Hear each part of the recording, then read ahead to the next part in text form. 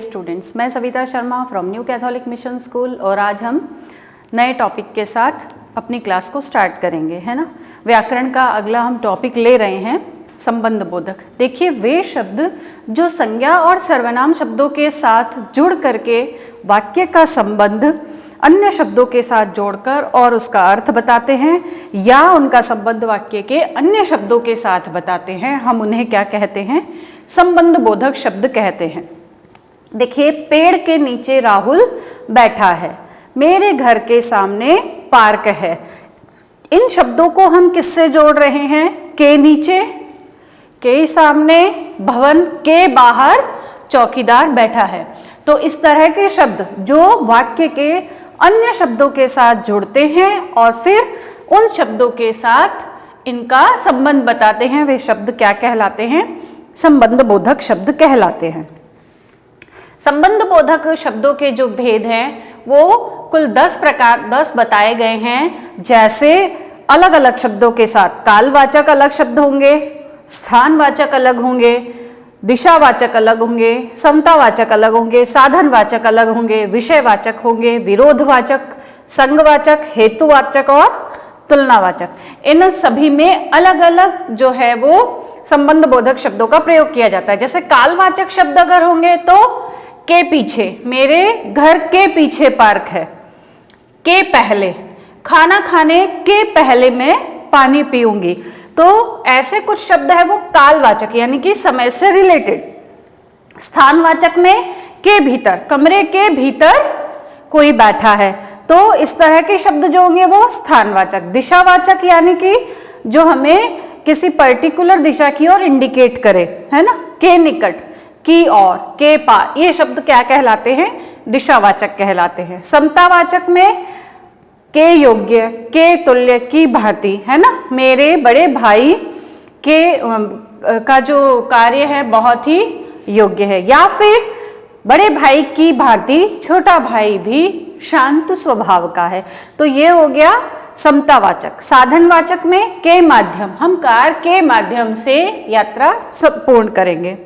विषयवाचक के बाबत, विषयवाचक आप लेटर एप्लीकेशन में लिखते हैं सब्जेक्ट, है ना। तो के विषय, किस विषय पर लिख रहे हैं, तो फीस माफी बाबत, ऐसा इन शब्दों का प्रयोग किया जाता है। के नाम, के विषय या के भरोसे। विरोधवाचक में जहां पर हमें सिंपल सी बात है विरोध प्रकट होता हो, है ना। जैसे के खिलाफ, सारे बच्चे जो है वो टीचर के खिलाफ। या फिर हम कहेंगे नेताजी के खिलाफ सारी सभा ने आंदोलन कर दिया। के संगवाचक, के साथ, के संग, के सहचर, ऐसे शब्द प्रयोग करेंगे। हेतुवाचक में के सिवा, के वास्ते, के कारण, ऐसे शब्दों का प्रयोग करेंगे। तुलनावाचक में के तुलना या मेरे बड़े भाई की तुलना में छोटा भाई अधिक शांत स्वभाव का है। तो ये हो गया तुलना करना, है ना। अब देखिए, क्रिया विशेषण में और संबंध बोधक शब्दों में कुछ अंतर होता है। क्या होता है? हिंदी में जो है कुछ शब्द ऐसे होते हैं जो क्रिया विशेषण भी होते हैं, जैसे संबंध बोधक भी होते हैं। दोनों सेम शब्द होंगे लेकिन वो अलग अलग, अब हमें उनमें पता करना पड़ता है। ऐसे शब्दों का अंतर जो है वो हमें क्या करना पड़ता है? क्रिया विशेषण में और संबंध बोधक में अगर हम अंतर को देखेंगे तब हमें पता चलेगा कि क्रिया विशेषण कौन से होते हैं? जो क्रिया की विशेषता बताते हैं, है ना। और संबंध बोधक कौन से? जैसे मैंने यह फिल्म पहले भी देखी है और यहां पर भी है पहले, तो यहां क्या होगा? परीक्षा के पहले। अब यहां संज्ञा और सर्वनाम शब्दों के संबंध में दूसरे शब्दों को बताने वाले शब्द, है ना। तो ये अंतर जो है वो हमें मालूम होना चाहिए। तो ये हमारा टॉपिक यहाँ पर समाप्त होता है, संबंध बोधक, है ना। इसी के बाद जो है आपकी बुक में अगला जो टॉपिक आएगा वो है समुच्चय बोधक। समुच्चय बोधक शब्द कौन से होते हैं? दो शब्दों, वाक्यांशों या वाक्यों को जोड़ने वाले शब्द क्या कहलाते हैं? समुच्चय बोधक शब्द कहलाते हैं। जैसे अब बच्चों आज रोटी खाओगे या चावल। देखिए, दोनों को जो है वो जोड़ रहे हैं। रिया और प्रिया, है ना। अब इसकी जगह हम ये तो नहीं बोल सकते रिया प्रिया दो बहनें हैं, रिया और प्रिया बहनें हैं, है ना।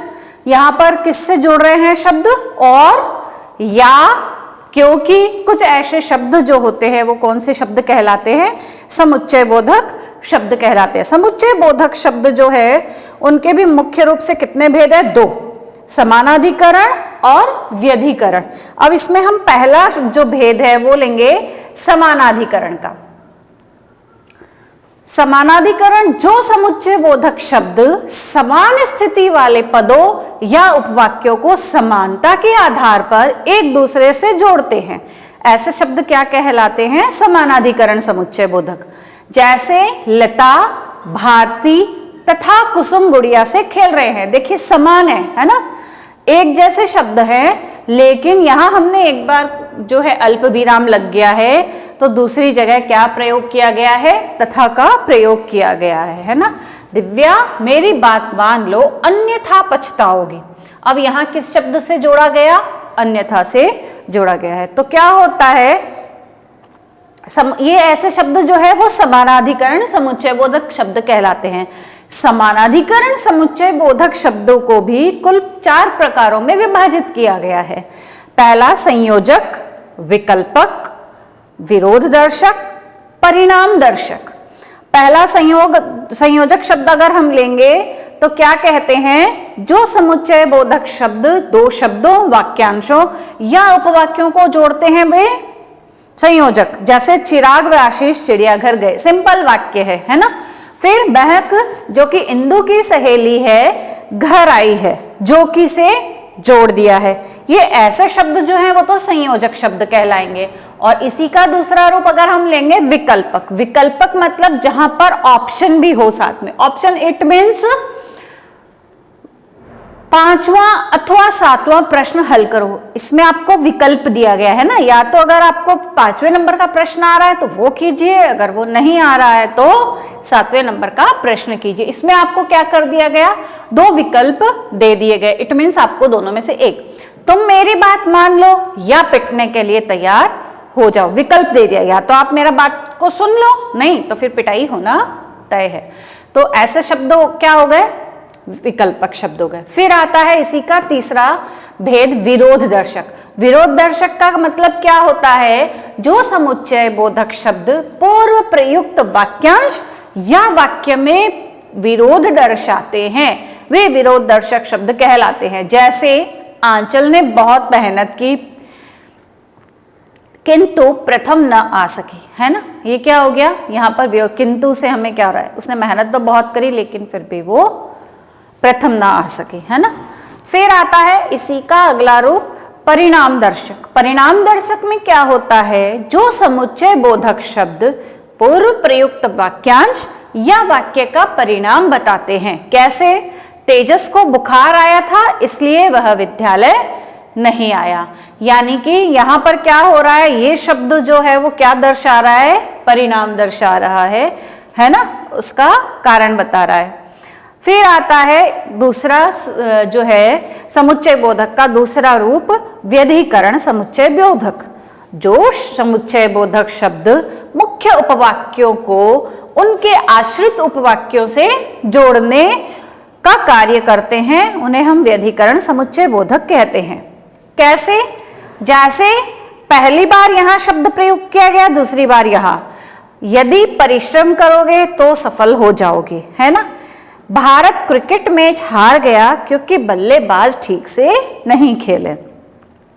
इन वाक्यों में यदि और तो और क्योंकि, है ना, ये क्या कह रहे हैं, वाक्यों को आश्रित उपवाक्य से जोड़ रहे हैं। दोनों वाक्यों को एक दूसरे पर आश्रित होने के कारण जोड़ रहे हैं, ये व्यधिकरण समुच्चय बोधक शब्द कहलाते हैं, है ना। व्यधिकरण समुच्चय बोधक शब्दों के भी जो है वो मुख्य रूप से 4 प्रकार बताए गए हैं। पहला संकेत बोधक, हेतु बोधक, उद्देश्य बोधक और स्वरूप बोधक।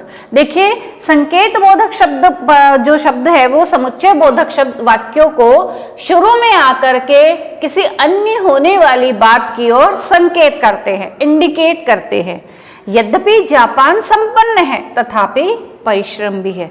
इट मीन्स यहाँ पर इसको इंडिकेट कर रहा है कि वो अपने आप में संपन्न तो है कि लेकिन परिश्रमी भी है ना। जब चाहे तब आप यहाँ आ सकते हैं। जब और तब इन शब्दों से जोड़ दिया गया, ये संकेत बोधक शब्द हो गए, है ना।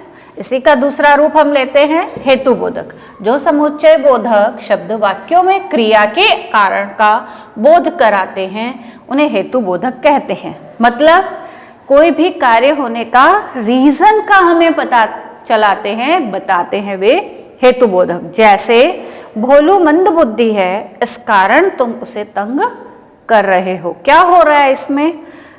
तंग करना क्रिया हो रही है, लेकिन मंद बुद्धि है इस कारण कर रहे हो, ये उस वाक्य को जोड़ रही है। ये हो गया हेतु बोधक, कारण जिसको कहते हैं। उद्देश्य बोधक, जो समुच्चय बोधक शब्द वाक्यों में कार्य करने का उद्देश्य प्रकट करते हैं उन्हें हम क्या कहते हैं? उद्देश्य बोधक शब्द कहते हैं, है ना। तो क्या कहते हैं कि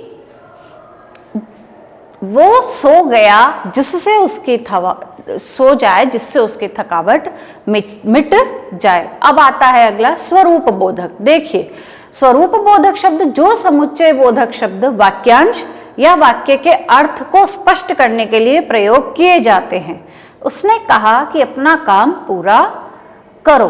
अब क्या कह रहे हैं इसमें? इसकी मात्र जोड़ लेने से क्या हो रहा है? वाक्य का अर्थ जो हो रहा है वो स्पष्ट हो रहा है ना। तो ये सब जो होता है वो स्वरूप बोधक समुच्चय बोधक शब्द कहलाते हैं, ठीक है ना। तो इस तरह से हमने व्याकरण के आज 2 टॉपिक पढ़े हैं। उसी के आधार पर आप अपनी बुक से दोनों टॉपिक को अच्छे से पढ़िए और फिर अभ्यास प्रश्नों को हल करिए और टॉपिक को समझने का प्रयास कीजिए। अगले वीडियो में फिर मिलेंगे, तब तक के लिए थैंक यू।